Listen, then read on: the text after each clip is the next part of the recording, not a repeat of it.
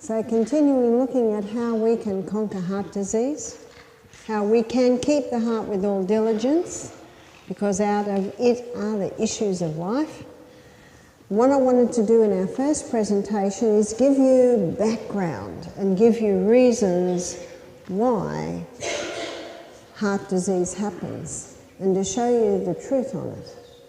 So now we're looking at what you can do to conquer heart disease. And our first one is stopping anything that could contribute to it. Another one is caffeine. How does caffeine contribute to heart disease?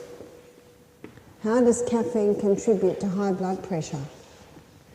When a person takes a cup of coffee, or eats a whole block of chocolate, or eats or drinks the Dr. Peppers or the Coca-Colas with their high caffeine content, the reaction in the body is very similar to a crisis reaction. And whenever there's a crisis reaction, the body goes into a fight and flight mode to cope with the crisis, and the blood pressure rises. And so that's how caffeine contributes to high blood pressure. One of the most common carbohydrates that people eat is wheat. And last night we looked at how wheat has been hybridized in the 1950s, and because of the complex protein or gluten structure that was created in the hybridization of the wheat, that has an allergy response in many people. And when there's an allergy response, blood pressure can also rise. So the two things that can contribute to heart arrhythmia, which is the unnatural or the imbalanced heart rate, is caffeine and the hybridized wheat. So they must be stopped. So the refined carbohydrate that is the one that's contributing most to this is the hybridized wheat. And there are wheats that are not hybridized. There's your spelt, kamut, enkenhorn. They're called ancient grains. You can still get products made out of those. So things must stop. If you don't turn the tap off, you're still going to be mopping up in the other corner. So these are the things that must stop. Number 2, hydration. When we are dehydrated, that can contribute to pressure in the cells, getting the blood pressure up. So we should be having 8+ glasses of water a day, and before every glass of water, the whole salt. This brings the balance back. Number 3, plant-based diet. A plant-based diet which is high in fibre, and all whole foods have fibre, high fibre. And traditionally, all your carbohydrates were either well cooked or cultured. There's a book called Nourishing Traditions by Sally Fallon, and she has a look at the way traditionally grains were cooked. People had fuel stoves, and so it was put on the corner of the fuel stove, the grains, and they were cooked long, slow cooking. We don't have fuel stoves today, but you can buy slow cookers. And you can have your millet, or your buckwheat, or your rice, or your quinoa. That can have a lovely slow cook all night for your breakfast, if that's what you'd like. And the best way to have bread is in the sourdough method. The sourdough method is a cultured bread, and the culturing of that grain breaks down the protein or the gluten in the grain. So basically, the sourdough process pre-digests your grain, so it's a lot easier to digest. Now, this happened to me about 18 years ago. We had a speaker coming from America. He was a speaker that was speaking on religious subjects, and we got him to come over for a set of meetings we were giving. He came in from the airport. My husband brought him in. He was very hungry, and I had salad and baked vegetables and legumes, and I had our freshly baked bread. You can eat sourdough bread straight out of the oven because it's in a pre-digested form. Isn't that good news? You can eat hot bread. The next day, he came into the kitchen and he said to me, "What was that bread?" And I thought that he was upset because he was strong. He said, "I have to tell you, when I got off that plane and got into your house, I was hungry. And your food was magnificent, your bread was delightful. I can't eat bread, but I was so hungry and your bread was so nice, I had 2 slices. He said, "If I eat bread, I get bloating, I get discomfort, I often get diarrhea." He said, "No discomfort, no diarrhea. What was that bread?" I said, "It was the sourdough bread." About 25 years ago, a girlfriend of mine met an old German woman in a park. And they got chatting, and my girlfriend discovered that this German woman had the sourdough starter that her mother and her grandmother had. She brought it from Germany. And she gave my girlfriend a little bit of that starter.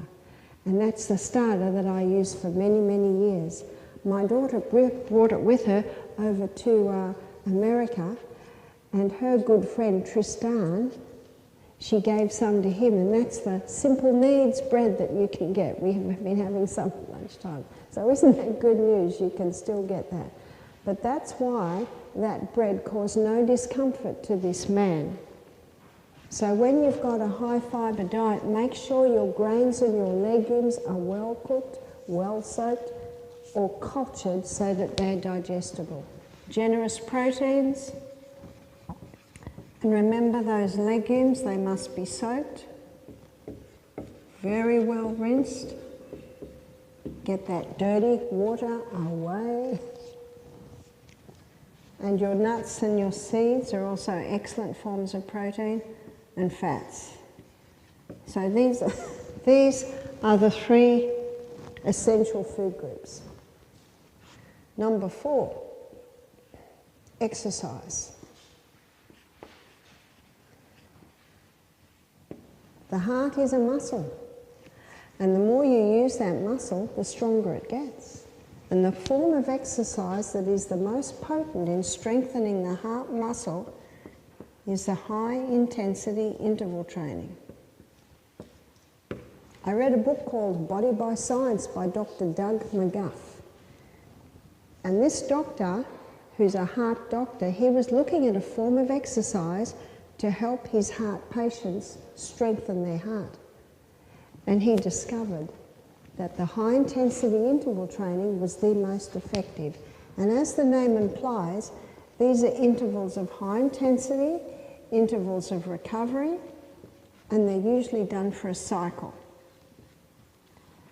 Now, looking at the many books I've read on the high-intensity exercise, one book I read was PACE by Dr. Al Sears, called The Exercise Doctor. Another one was Fast Exercise by Dr. Michael Mosley, and also The Body by Science by Dr. Doug McGuff. And they all have found that this form of exercise is the most potent. But what I appreciate with Dr. Doug McGuff, he goes inside the cell and shows you why it is so effective. Most of the research has been done on an exercise bike, because with an exercise bike you're holding on. So if you've got knee, ankle or hip problems or balance, you're holding on and you can cycle as fast as you can. And then recovery time is usually about 90 seconds. This is no gentle stroll. This is running for your life. Can't run, exercise bike. Swimming, push-ups. Can't push-ups, start with the wall. Everyone should do push-ups. Maybe it's rebounding. You've got to find the type of exercise that suits you. So high intensity is going as hard and as fast as you can. As I think I told you, Sasha, who's usually here with the little ones up the back, she came with us this morning and she had the baby in the pram and she was ahead of us and she was pushing the pram. And we were all doing our high intensity. I have to count, because if I don't count, I don't quite go to the 30 seconds. With this high intensity exercise, by the time you get to the end of your 30 seconds, you're breathing very deeply, very hard. And in the book PACE, PACE means progressive acceleration of cardiopulmonary exertion. So let's go to the first one, progressive. What you can't do today, you will be able to do. Build up to it. So if you could only do 2 push-ups, that's perfectly fine. The next day, hopefully you'll do 3. Maybe a week later, when your abdominal muscles aren't so sore because you started push-ups and you weren't used to them, you might get to 4 or 5. Build up to them. That's why the first word is progressive. Acceleration. You are moving. You're running for your life. This is intense exercise. But the good news is it's only 30 seconds. If you don't think that's long, try it. It's a long time when you're going very hard, very fast.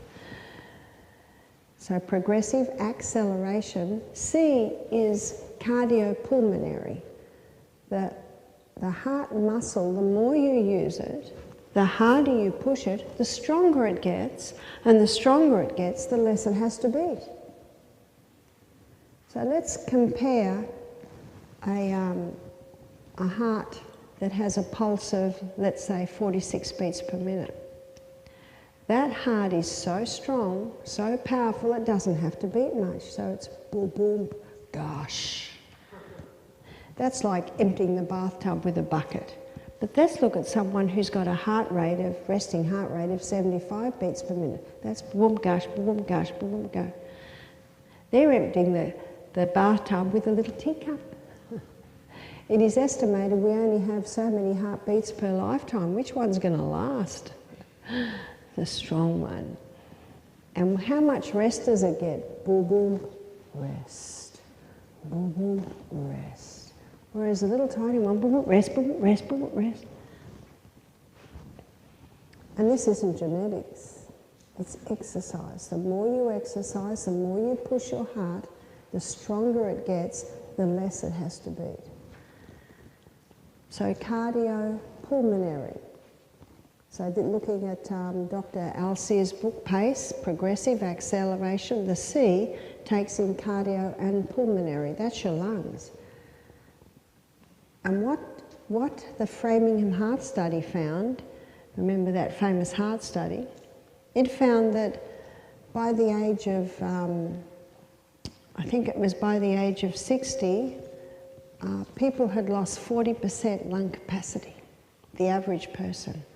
By the age of 80, they'd lost 60% lung capacity.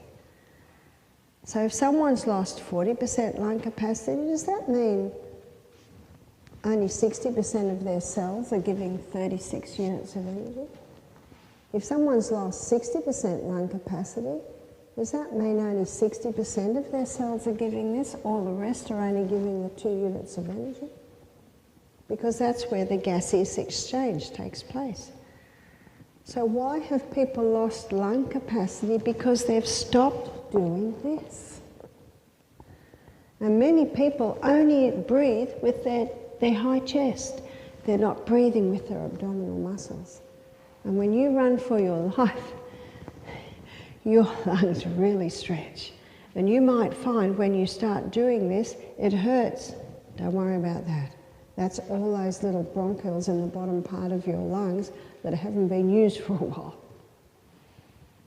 How can you stop losing that lung capacity? You do this every day. And if you have lost, how can you regain it? By doing this every day. No wonder so many people in their 60s, 70s, 80s, what's their complaint? Always tired. And if I say to them, do you exercise? What's the answer? Oh, you don't understand. I'm too tired. Well, guess how you get energy? You will receive more energy than you expend on your morning walk.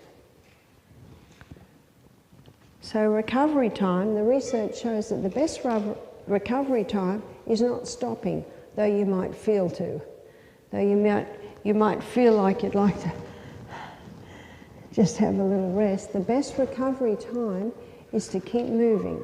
So if you're on an exercise bike, slowly cycle. If you're on the rebounder and you've been leaping or jogging on the rebounding, you might just do this for your rest. What Michael and I do is we run up hills and we walk down hills. Then we run up the next hill. So it's the walking down that is our recovery time.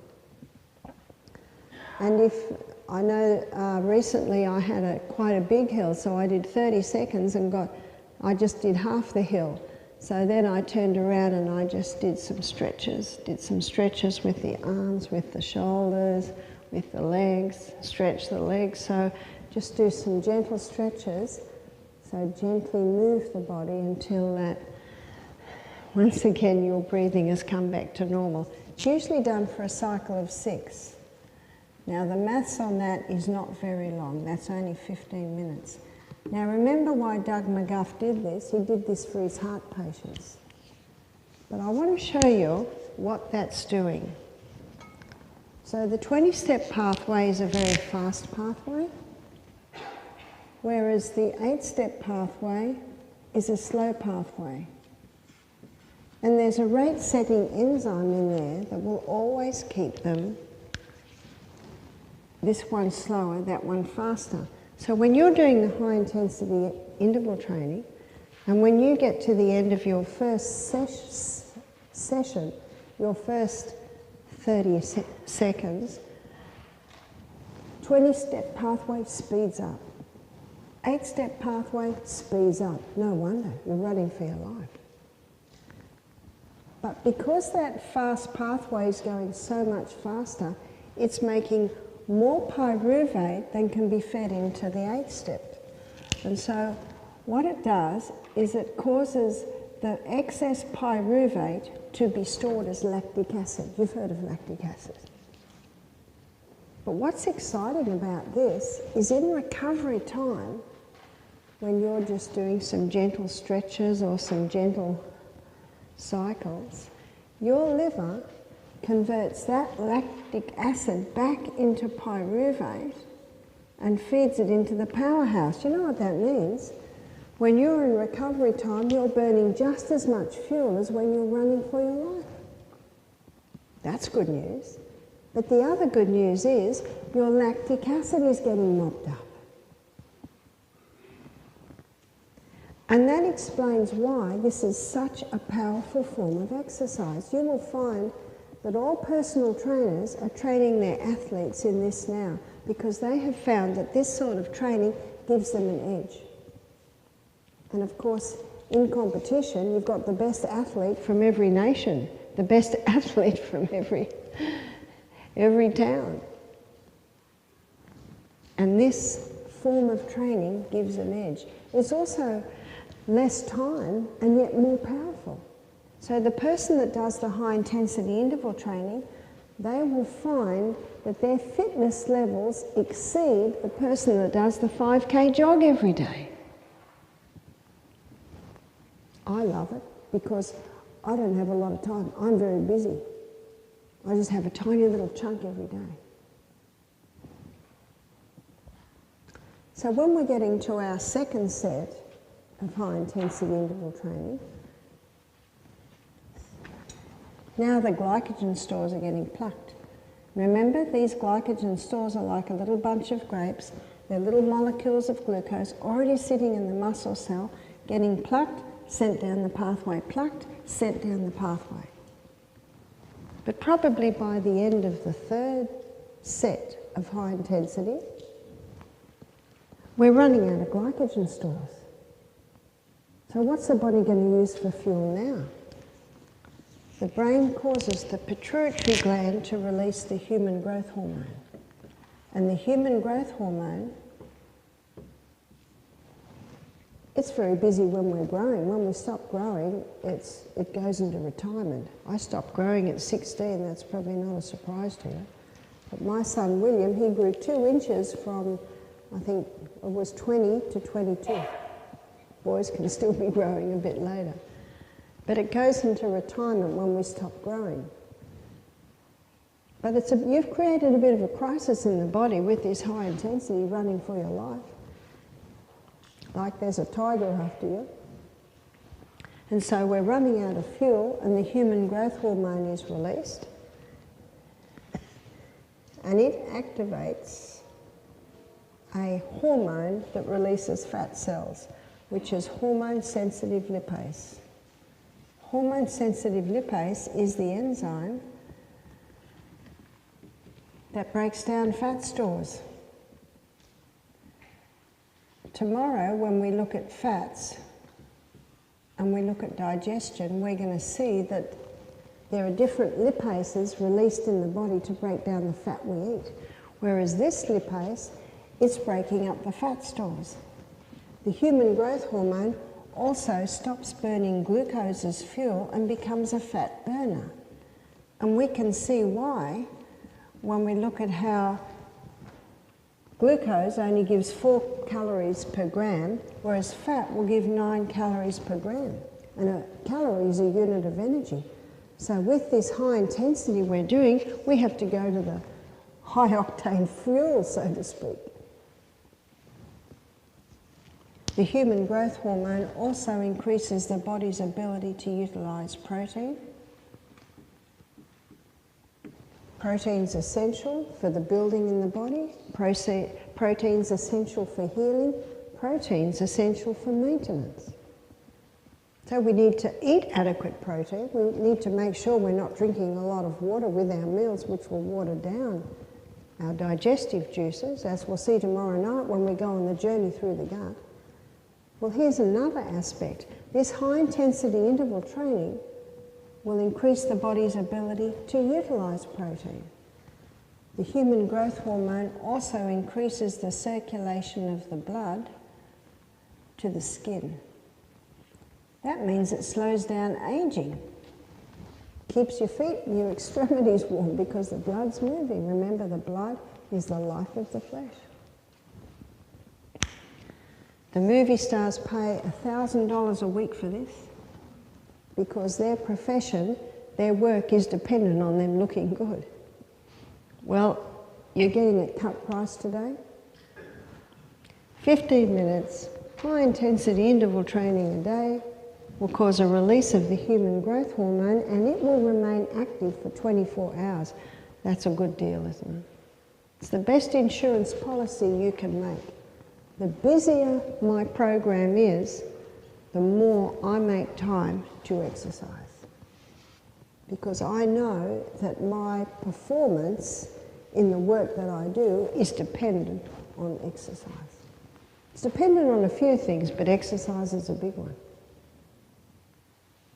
So if you don't think you've got time to exercise, it's time to do an assessment on what you do with your time.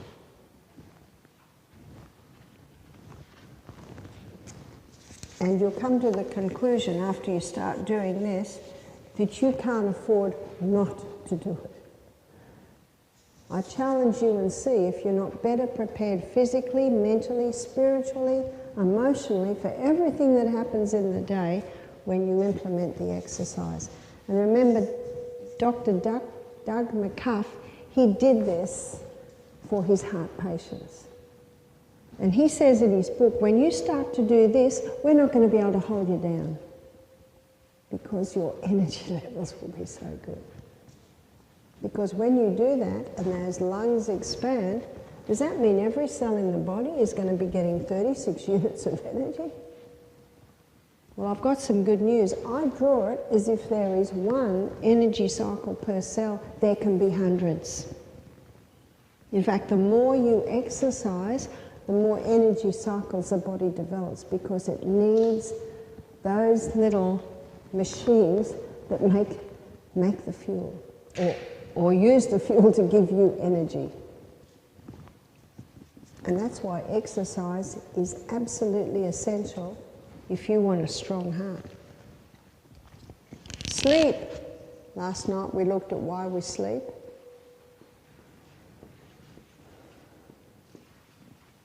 Eight hours, not negotiable. Did you get your 8 hours last night? Remember, if you're not getting it and you're not used to it, you can train yourself into it. Little by little, you can increase it. 6, there are some herbs. Psalm 104 verse 14, the Bible says God gave herbs for the service of man. Cayenne pepper. Cayenne pepper does 3 things. It thins the blood, it opens the capillaries, and it also can strengthen the arterial wall. So if someone has blocked arteries, can they unblock them? Absolutely. Dr. Agatha Thresh has passed now, but when she was alive, she was the doctor and her husband that started Uchi Pines, the health retreat in Georgia. She gives a story of a lady who came to their retreat who was an alcoholic. She'd been an alcoholic for 40 years. She had a total turnaround at the health retreat. She had a total turnaround in her health. She did the detox, and she had a total turnaround in her faith as a Christian. And she said to Agatha, I don't want to go home. And Agatha said, I think we can make a place for you here. And she used to help a little bit in the garden.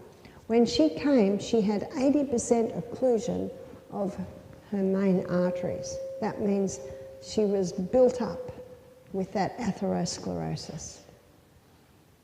After 10 months, unfortunately, she had an embolism in her brain and she died.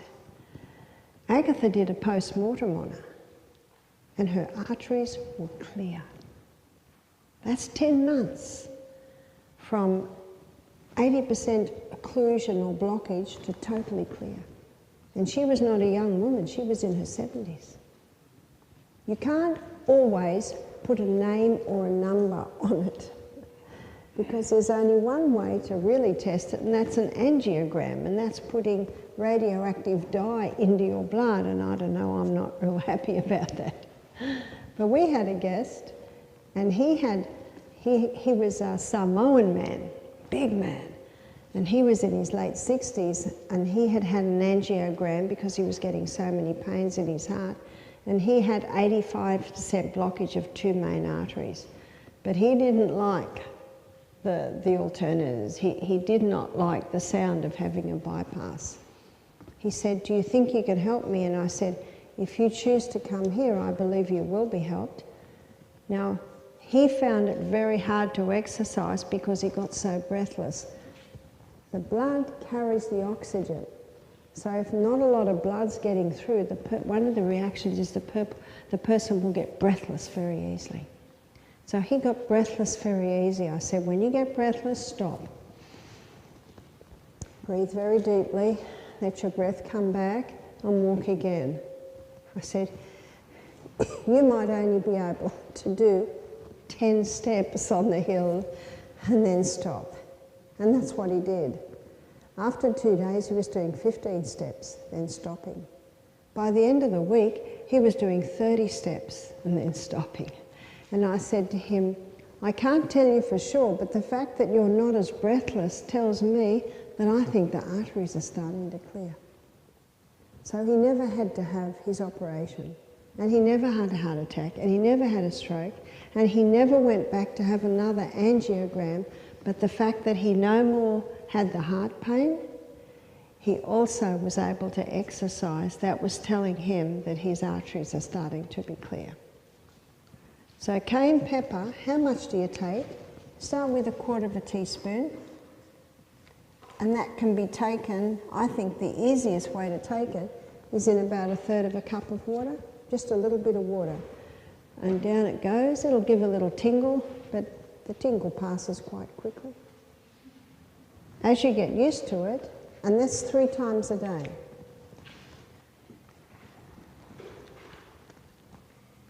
As you get used to it, you can go up to 1/2 teaspoon. In the book by Jethro Kloss, Back to Eden, he devotes 1/2 page to every herb and 10 pages to cayenne pepper. And he shows in there, he quotes a few doctors that are using it in their practice, and one of them said it's impossible to abuse cayenne pepper. It will never cause a lesion and it will never burn. It might feel like it, but it's more the fact that it stimulates blood, which basically feeds your nerves. The best blood thinner is actually water. And the reason I know that is that at Misty Mountain Health Retreat, I used to do a live blood analysis. I would take a drop of blood, put it on a slide, and we'd put it under the microscope, and the blood would come up on the screen. Now blood, it should be bouncing around like this. And sometimes I would see it clumped like that. And whenever I saw it clumped like that, I always presumed I'd spoiled the slide, because it's very easy to spoil a slide. But often 5 blood slides later, it's still looking like that. So I would say to the person, have you drunk any water today? And 98% of the time it was, no. And they've just come to the retreat, and a lot of people wouldn't drink much water because they didn't want to keep stopping, or they're on the plane and they didn't want to have to keep stopping. Now I looked at their blood a few days later and it was like this. Now they're drinking water. That's how I know that the best blood thinner is water. Now when that blood goes through the lungs, it takes on oxygen like a little parcel. How much oxygen does this one pick up? Can you see the surface area that's been lost because of dehydration? And the body likes the water to go in little by little by little all through the day.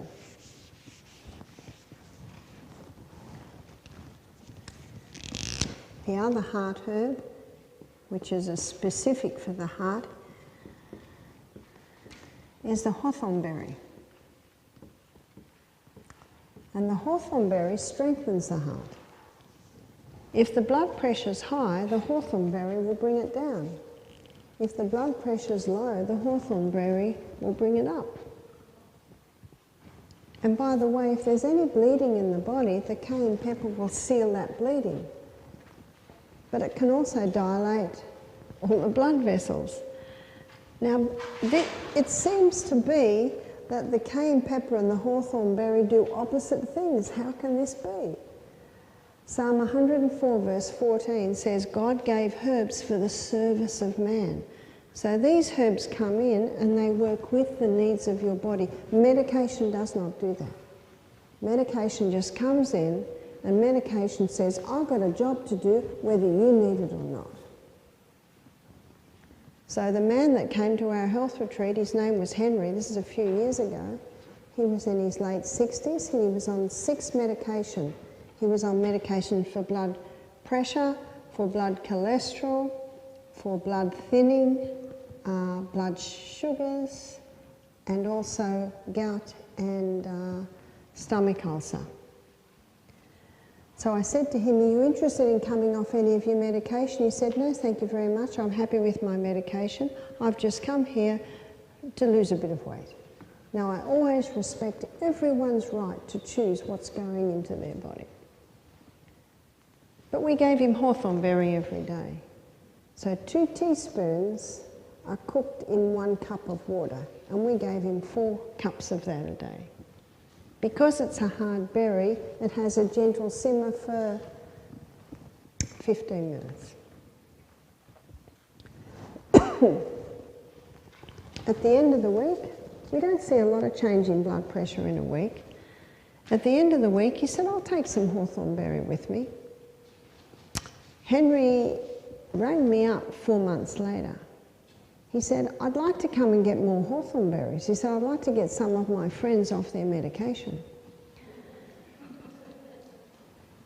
I said, come for lunch, Henry. When I opened the door, I hardly recognised Henry. He had lost 20 kilos in 4 months. What's that, 40 pounds? He said, yes, I can do my coat up now. He was a retired judge, was Henry. I think he was about 68. All the puffiness had gone out of his face. I couldn't stop looking at him. He looked like a different man. He said, I've got a few stories for you. I went to my doctor recently to have my blood pressure taken, and the doctor went to walk out of the room. And Henry said, "What are you doing?" He said, "The machine's broken." He says, "Why do you say that?" He said, "Well, this machine says your blood pressure is 120 on 80, and your blood pressure always sits at 180 over 90, 95. That's on medication." Henry said, "That's my blood pressure now." He said, "The doctor has taken me off all my medication because my blood thinning's normal, my blood pressure's normal, my blood cholesterol's normal, my blood sugar is normal, and I have no more gout, and I have no more stomach ulcer." Who took him off the meds? The doctor. Because if the doctor didn't, his blood pressure would go too low, his blood thinning would go too low. Because remember, the drugs just come in and say, "I've got a job to do whether you need it or not." It doesn't matter how much cayenne pepper you take, you will never get blood so thin that every time you knock your arm, you'll bruise. And isn't that what happens with medical blood thinners? One man said to me, "I'm so glad I've heard this because I'm starting to get blood coming out of my nose." He said, "Every time I bump myself, I'm bleeding." He said, "I want a blood thinner that is not going to do that to me." So absolutely the hydration and the cayenne pepper will do that. It will keep your blood nice and thin without causing bleeding noses or bruising every time you bump yourself. I said, "Henry, tell me what you're eating." He said, "I have a spaghetti bowl every morning, have chopped fruit and whole grain cereal, and I have coconut cream on top." Did you hear that? 40 pounds lost on coconut cream every morning. And he said, "I have the ground flaxseed and chia on that." And he said, "I usually have a slice of sourdough spelt toast with avocado and tomato." That's not a light breakfast, is it? He said, "And I eat my next meal about 5-6 hours later." He said, "I have a big salad." He said, "I have some cooked veggies, maybe steamed, baked or stir-fried." He was a bachelor. And he said, "I have some sort of protein." He said, "I find if I make a lentil dish, that'll last me a couple of days." So he said, "I really only have to cook a legume dish 2, sometimes 3 times a week. And I might have another slice of sourdough toast with avocado and tomato." And he said, "And I do not eat again till breakfast." Very decisive man. He would have been a good judge. I said, "That's impressive, Henry." Now, he lost 40 pounds on that. He said, "It's like I'm not even on a diet." I said, "Tell me about your exercise," because he could not get that sort of results without exercise. He said, "Well, I exercise every day." He said, "I find I can go further with less effort and less amount of time. As the weight drops off, as the heart and the muscles get stronger, he can go further in less amount of time." He said, "I'm finding I'm walking another block every week." He said, "And the good news is," and he said, "and I know all this is pretty good news, I don't have to have my total knee replacement operation now because my knees are happy because I've lost the weight." It's an impressive story because Henry chose to stay on his medication. What Henry did was he proved to his doctor that he didn't need that medication. And the doctors need us to prove that to them.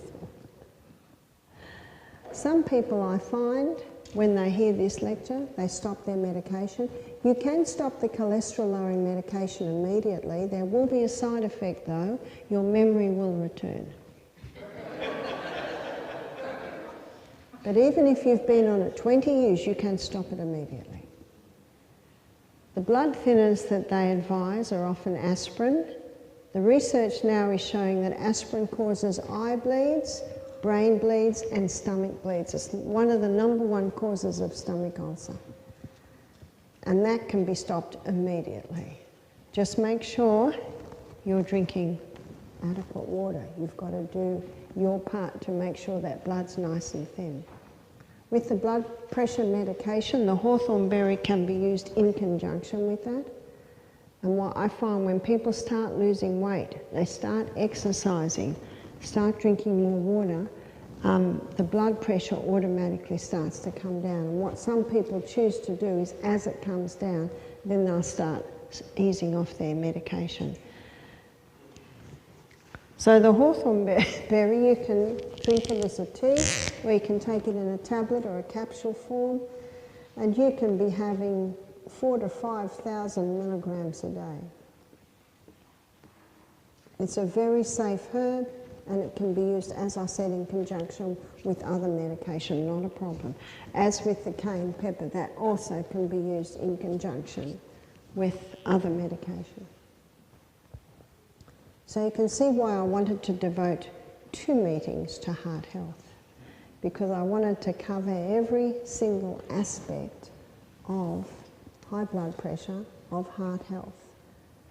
I wanted to show you how you can keep your heart with all diligence, but also keep those blood vessels strong, keep them clear, and if they're not clear, how you can clear them out. So we've got 5 minutes left. Are there any questions?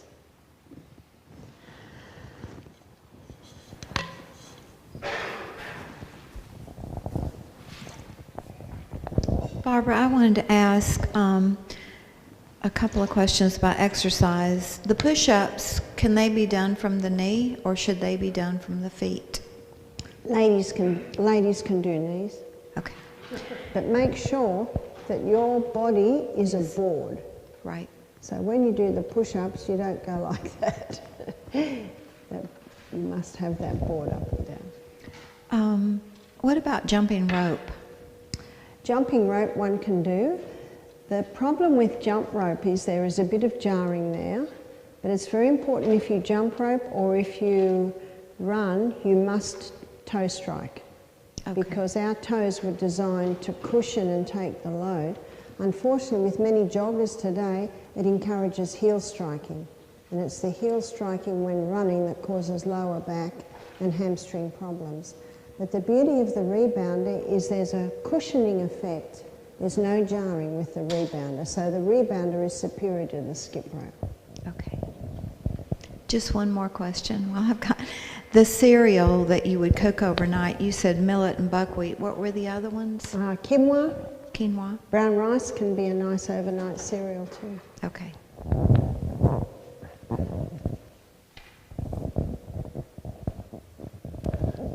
Triglycerides. What is if you have high triglycerides, what does that have to do?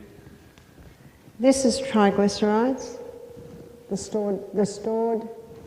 stored carbohydrates stored as triglycerides. So they often say high triglycerides are another indication, but it's actually just high carbohydrate. That's how the glucose is stored as triglycerides. So you can easily get that down by getting the carbohydrate content down.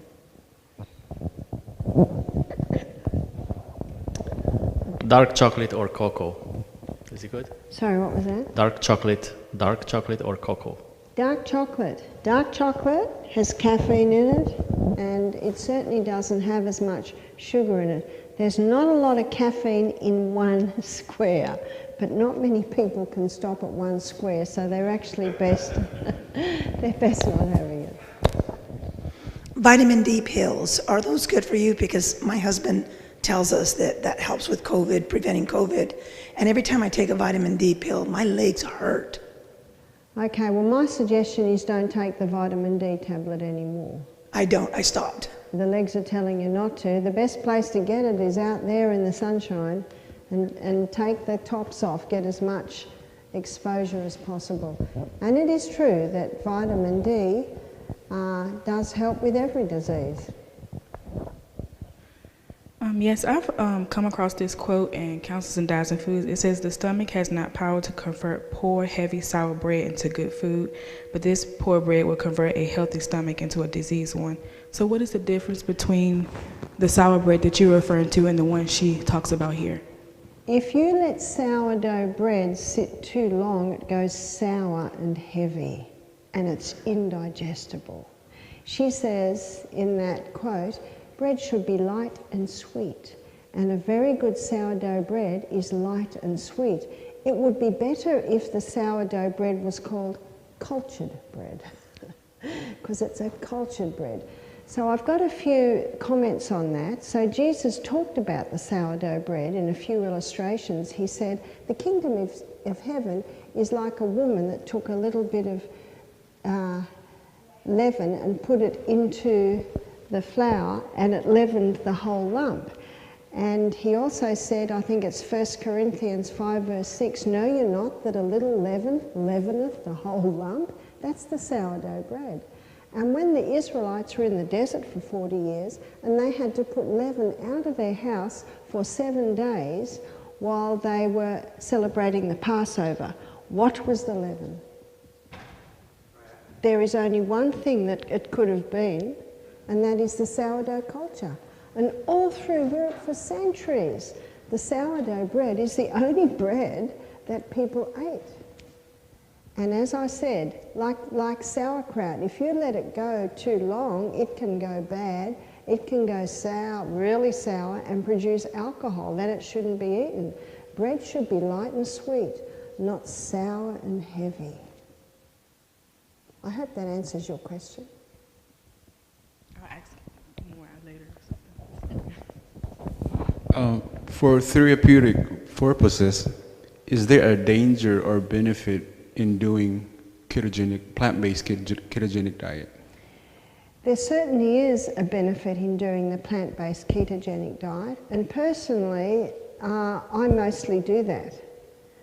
And the reason why I have a low carbohydrate diet and I eat high fibre, generous proteins, I eat legumes every day, often every meal, and nuts and seeds, is that I have so much energy, my weight just stays the same, I sleep very well, I love what it does, brain works well. Most people just eat too many carbohydrates. So the ketogenic plant-based diet, it's an excellent one. I've seen people conquer cancer on it, I've seen people conquer their diabetes on it, I've seen many people lose weight on it. So basically, with every person, you've got to do what suits you. And I heard it's good for like Alzheimer's disease too. Absolutely, because the brain loves fat. So the ketogenic diet has good fats in it. So my question is, I saw where you said the 4,000 to 5,000 milligrams of the tablet of hawthorn, but how many times would you drink it if it was in a tea? If it's in a tea, you would usually have a litre or a quart a day. So that would be 8 teaspoons of the berry in a quart of water with a slow simmer. I have an online question. It says, tips with dealing with seasonal and unavoidable allergies, runny nose, stuffy head, anything that can be done to minimize these symptoms in adults and kids. I've seen people get off, I've seen people conquer cat allergies, pollen allergies, horse allergies by stopping the 5 common allergens, which is hybridized wheat, dairy, oats, peanuts, and refined sugar. And it can take at least 2 months before you see a result.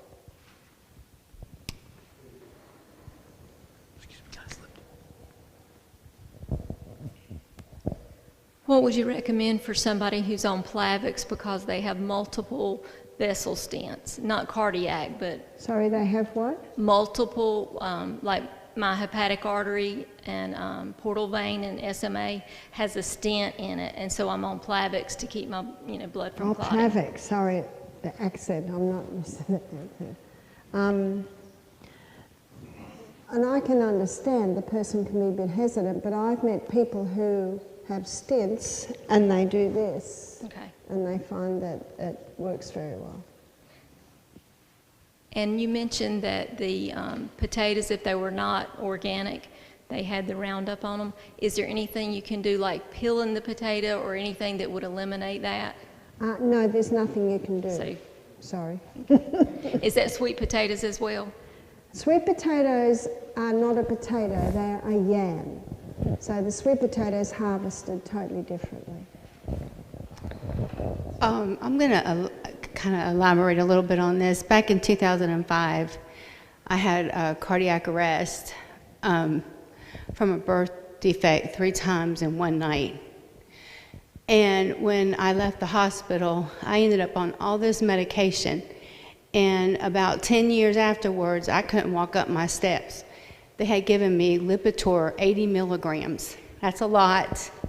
And I asked my doctor one time, I never had high cholesterol. Why did you guys put me on this? And they said, well, when you have issues like you had, where you went into cardiac arrest 3 times, the FDA has these things that the doctors have to give you, protocol. And I still have muscle problems today, but I took myself off of all this stuff. And my doctors, because unfortunately with my health care, I have to go once a year to have a physical.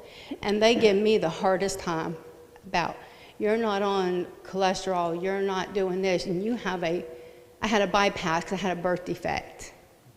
And now they put in a metal stent because I started going into cardiac arrest in 2012 because the bypass, one of them didn't take and the other one was failing. And I told my husband one day, about 10 years later, I said, I can't do this. I can't walk up 3 steps. I said, this is no quality of life. So I made a decision, and I just dropped all my medicine, and I've stayed plant-based, and I feel good today. But I do still have muscle issues where sometimes when I'm kneeling, I have a hard time getting back up. Hopefully one day that'll go away. How long were you on the Lipitor for? Let's see, I went into cardiac arrest, I was 41, and I came off of it when I was 50 or 51. About 10 years. So that's that's a long time. So I'd just like to say, well done. Yes. Well done for coming off it. And what one lady said to me, she conquered her rheumatoid arthritis, and she goes to see her doctor every 6 months, and she doesn't tell him that she's off her medication because he'll get too angry. So she sits there, we say like a stunned mullet. And she doesn't say... They can tell that I'm not, they can see all my Yeah. marks. Yeah. So she goes to the doctor and he writes out the scripts and she nods and takes it. But, you know, she's conquered it. She's doing well. Yep. Okay. Looks like we've finished.